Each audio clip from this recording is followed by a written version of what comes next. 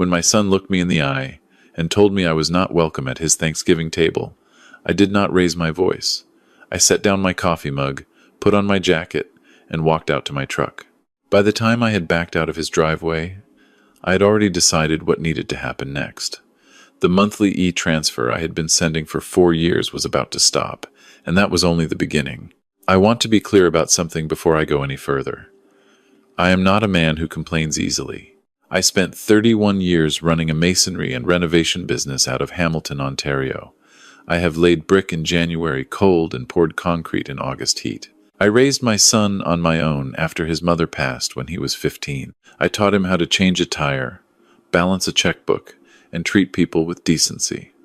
At 63 years old, I thought I had seen everything. I had not. I had not yet met my daughter-in-law's parents. It started the way most damage starts, gradually, then all at once. My son had met her 4 years earlier at a conference in Toronto. She was sharp and confident, and I liked her well enough at the beginning. Her family came from Westmount in Montreal, old money and the particular kind of pride that comes with it. Her father had spent his career in private equity. Her mother sat on the boards of 2 arts foundations and spent a significant portion of each year reminding people about it. They drove German cars and took the kind of vacations you needed to explain to people who did not already know what the destinations were. My son made decent money as a project manager for a construction firm, but Toronto had done what Toronto does to young couples trying to build a life. The rent on a 2-bedroom in their neighborhood was punishing. When they found a condo to buy in 2021, the numbers simply did not work without help, I offered. I told my son I would cover $2,800 a month until they found their footing. He said it would be temporary.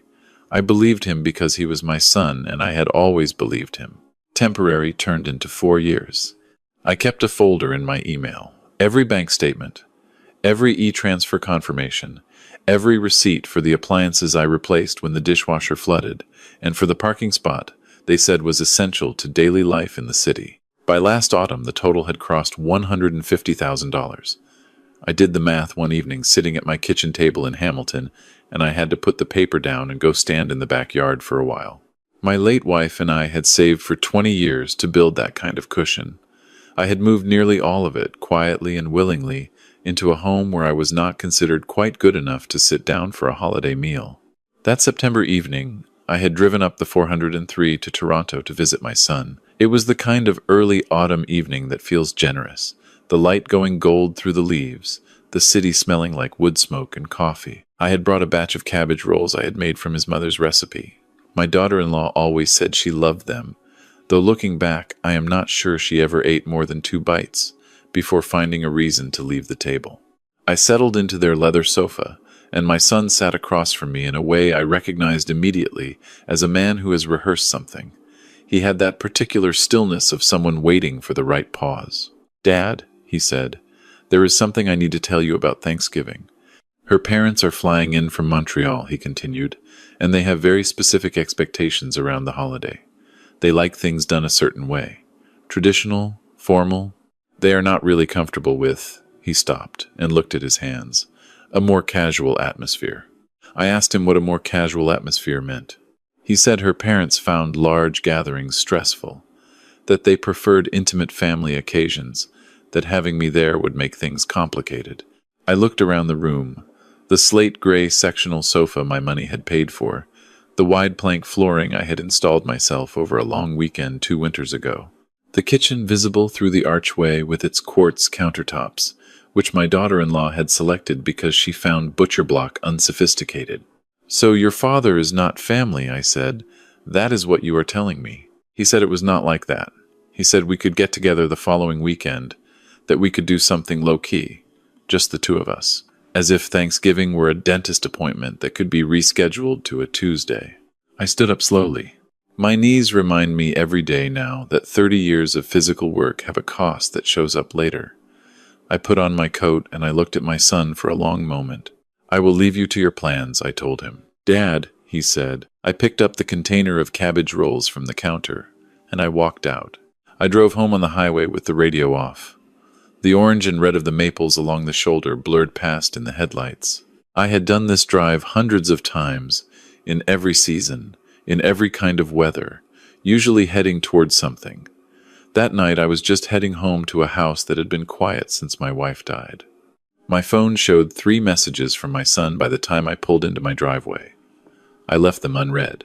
I went inside, sat at my desk, and opened my banking app. The standing transfer was right there. The one I had set up with the first payment 4 years ago, regular as rent itself, sent on the first of every month to my son's account at RBC.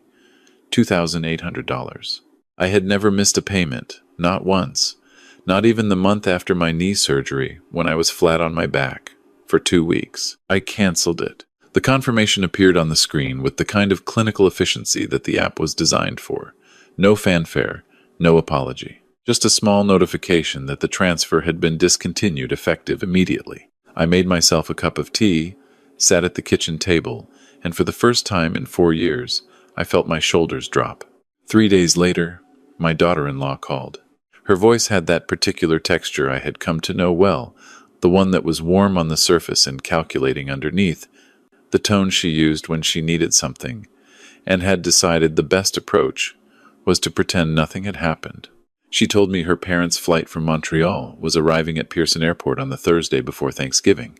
She said they were coming in on Air Canada at 4:15 in the afternoon, and that it would mean a great deal if I could pick them up, since my son would be at the office, and she would be managing the food preparation. I asked her why she was calling me. She said that family helps each other, that this was what family does. I found that interesting, I told her, given the conversation I had recently had about my attendance at Thanksgiving. She said that was a separate matter, that her parents had certain preferences, and that I needed to understand it was not personal.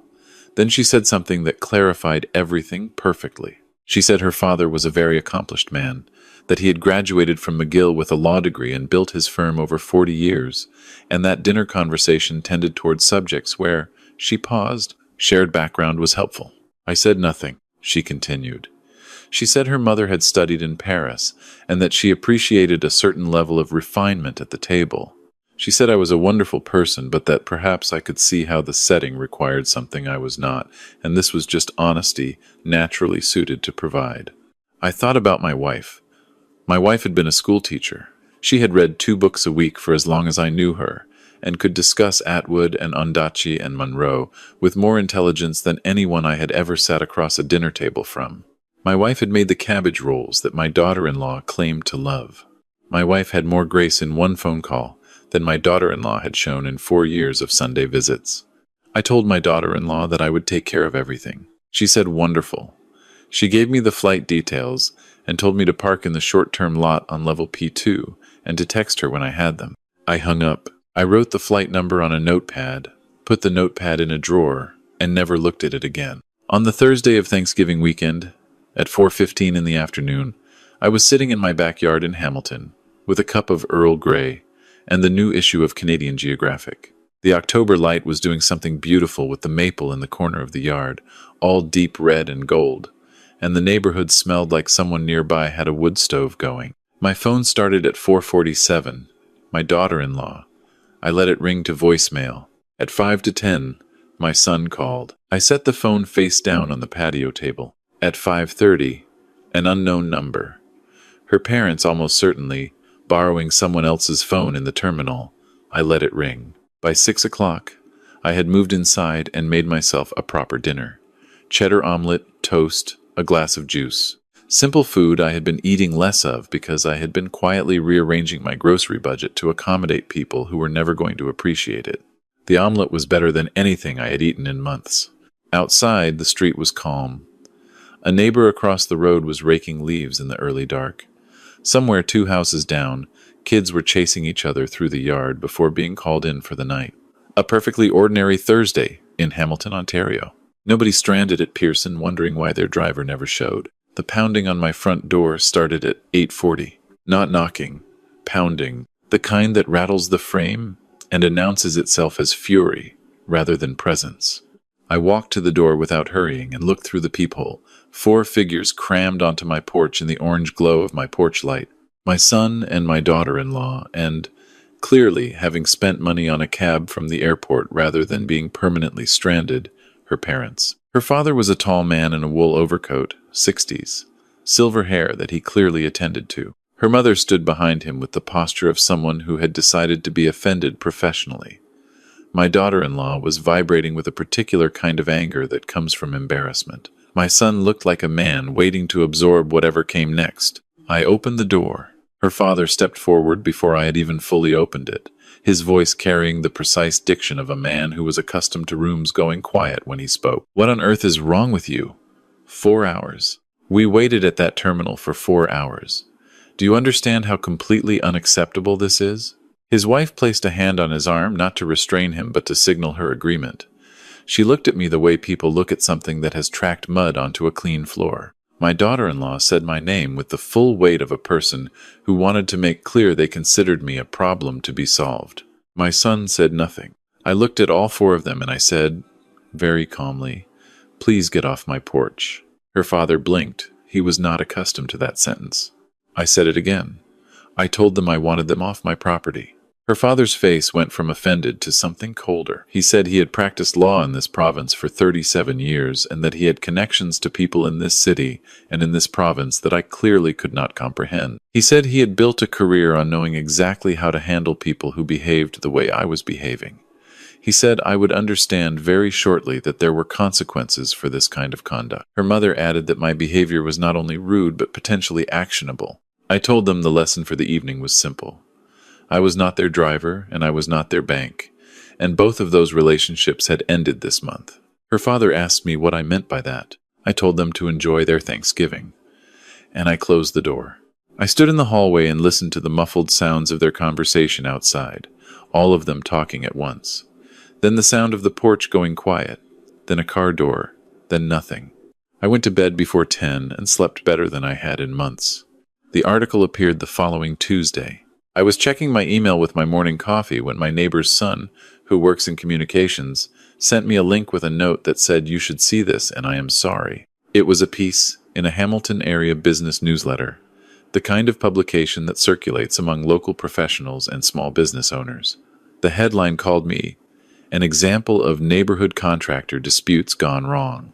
The article described a retired Hamilton tradesman, identified by name, who had allegedly become erratic and hostile toward his family, culminating in abandoning an elderly couple at Pearson International Airport during a weather event. There had been no weather event. The Thursday in question had been 11 degrees and partly cloudy. The piece quoted her father extensively, describing a man in his 60s showing signs of what he called concerning instability. It mentioned my business by name, suggested there had been complaints over the years, and closed with a note about the importance of resolving family disputes through proper channels before they escalated to public incidents. Not one sentence mentioned the 4 years of payments. Not one word about being told I was not welcome at Thanksgiving. Not one reference to my daughter-in-law's comments about my unsuitability for dinner conversation. I read the article 4 times. Then I forwarded it to my own email and closed the tab. I had built a business for 31 years on a handshake and a reputation. Every person I had ever worked for in Hamilton knew my name because I had showed up when I said I would and done the work that was needed. One well-placed piece of fiction in a professional newsletter, authored by a man who had never met me before last Thursday, could unravel that in a week. I opened my email folder. 162 e-transfer confirmations. 4 years of statements. Every renovation receipt, every appliance delivery, the down payment bridge loan I had provided when their mortgage came up short, photographs I had taken of completed work, digital copies of every relevant document, organized by date and amount. 162 transactions totaling just over $158,000. I opened a fresh document and I started building a timeline. I also looked up the newsletter editor. Her LinkedIn showed a 15-year career in local business journalism and a profile photograph taken at what appeared to be a charity golf tournament. I searched her connections. 14 mutual contacts with her father, including 3 who sat on the same business association board. This had not been impulsive. This had been organized. Her father had spent the days after Thanksgiving calling in a favor and placing a story with just enough credibility to damage me quietly. It was, I will admit, well executed. But he had made 3 mistakes. He had underestimated me. He had taken the fight into the open, which meant I had permission to do the same. And he had a daughter who had documented her entire privileged lifestyle on social media while I had been funding it. I spent the next 3 days working in a way I had not worked in years, focused, methodical, and without any of the second guessing that had slowed me down when I was still hoping things would work themselves out. My daughter-in-law's Instagram was a gallery of the life I had been subsidizing. The kitchen I had paid to renovate in 2022, photographed in warm morning light, with the caption, "Finally a home that feels like us." The weekend they had spent at a ski resort in Mont Tremblant during the same February, I had forwarded an extra payment to cover a property tax shortfall.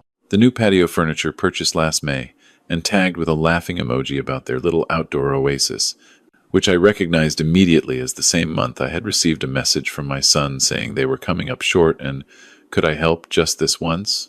Her father's LinkedIn listed him as a director of a private equity advisory group, former partner of a Bay Street firm, and a board member of a Montreal Heritage Foundation. His public profile was exactly the kind of thing built to project solidity and judgment. A man whose reputation was his currency. I printed the newsletter article.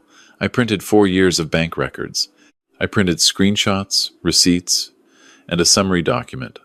I spent an evening drafting that laid out every transaction in plain language, organized chronologically, with a running total at the bottom of each page.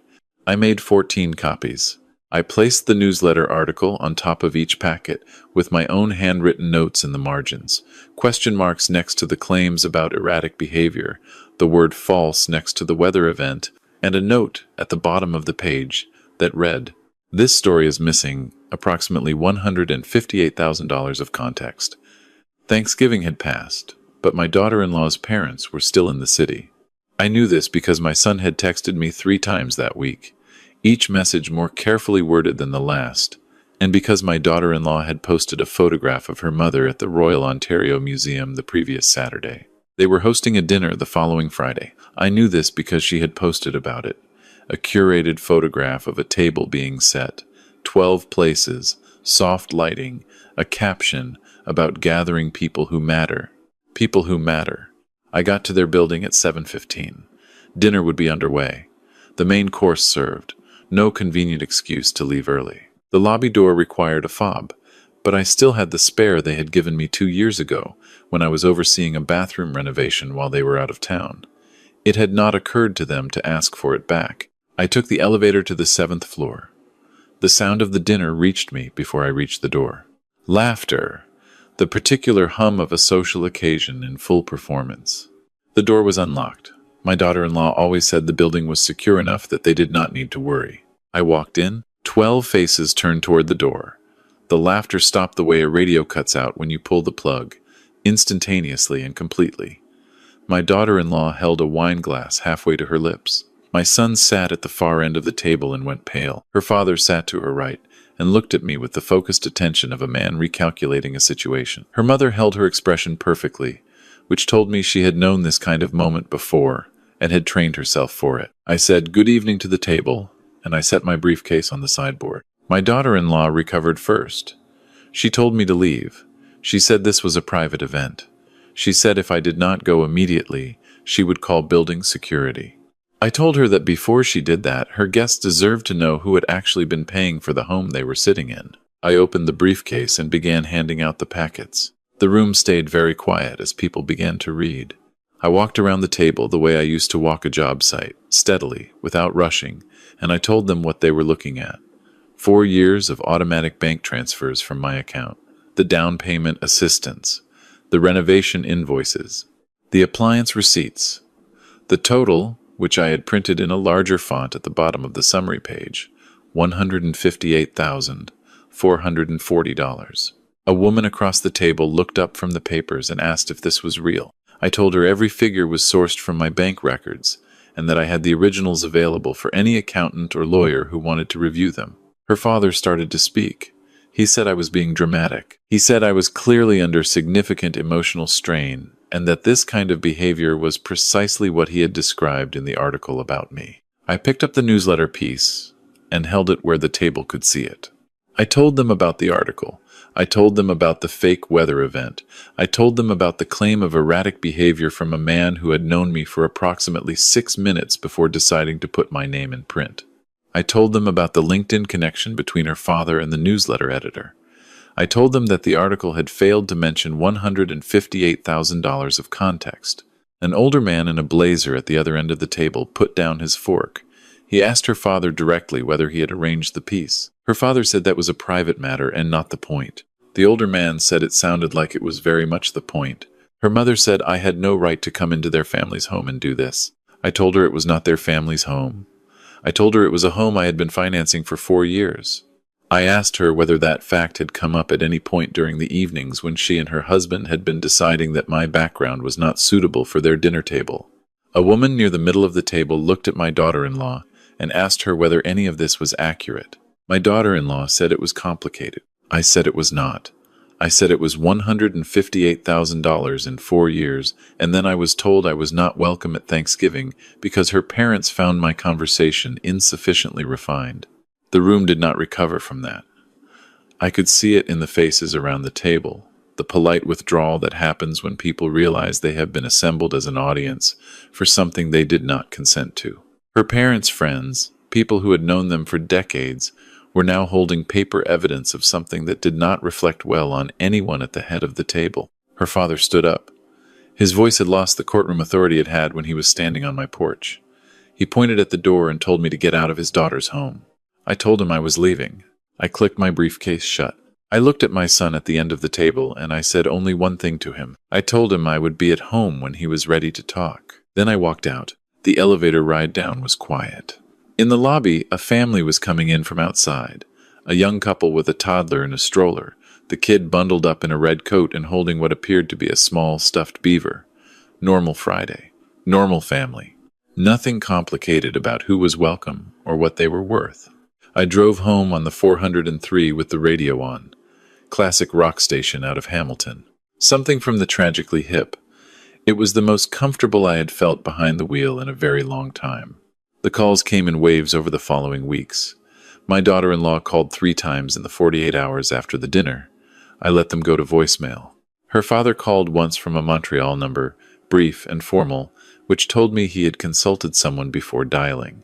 Her mother sent a message through my son that I did not respond to.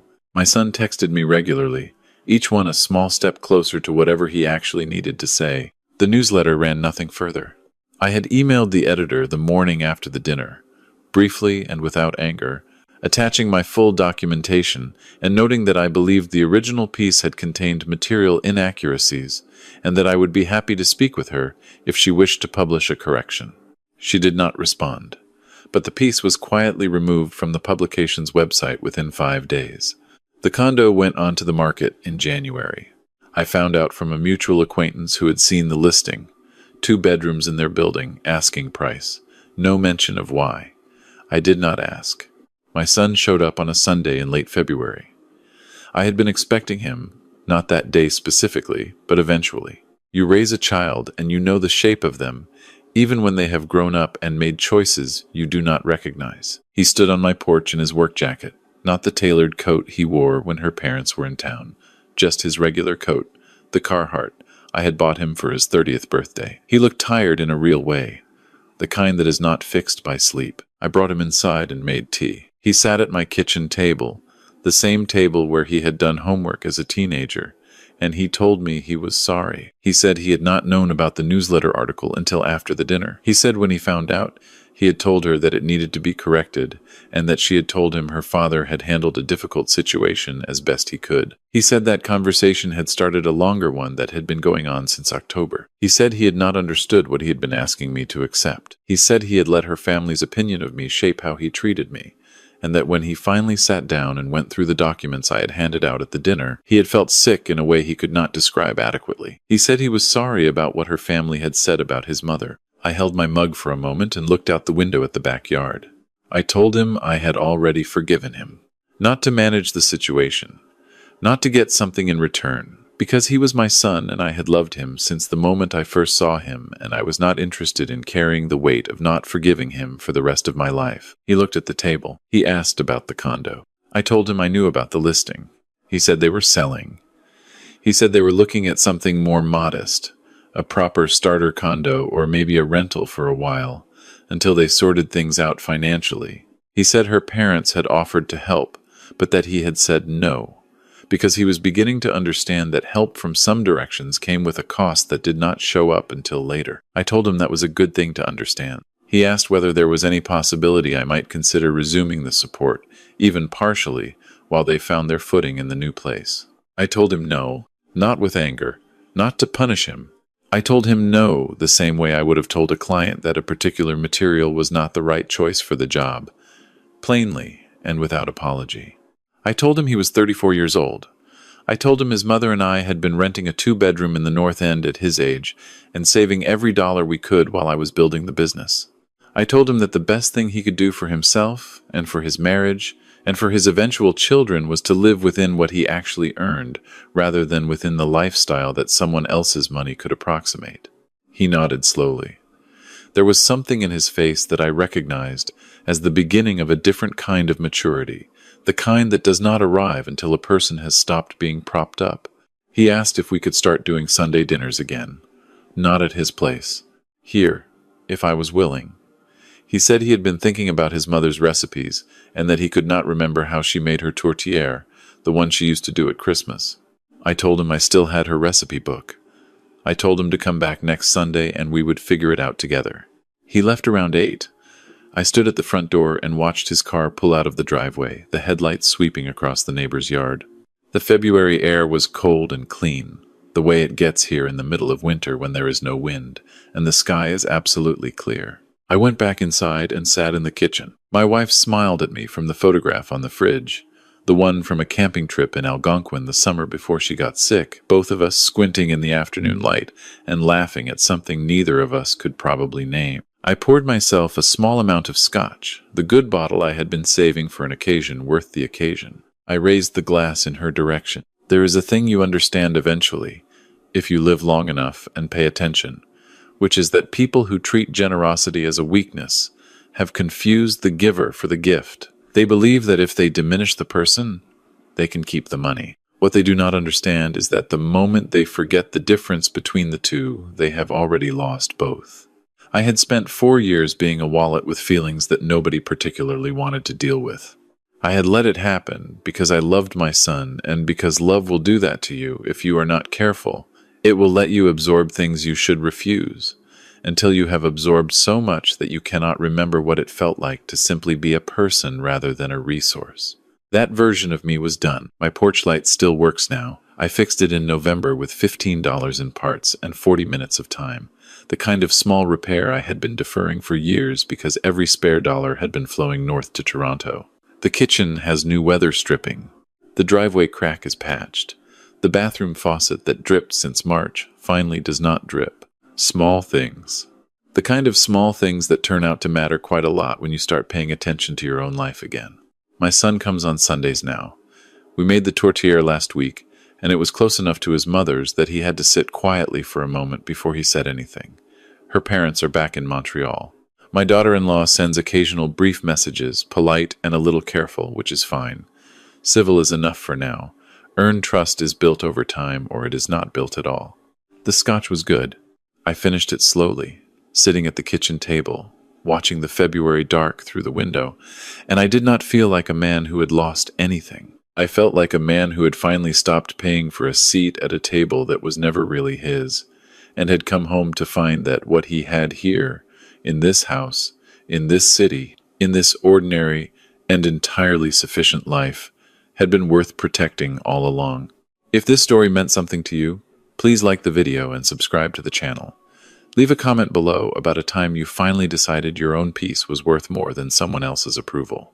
And when you are ready for the next story, it is right there waiting for you.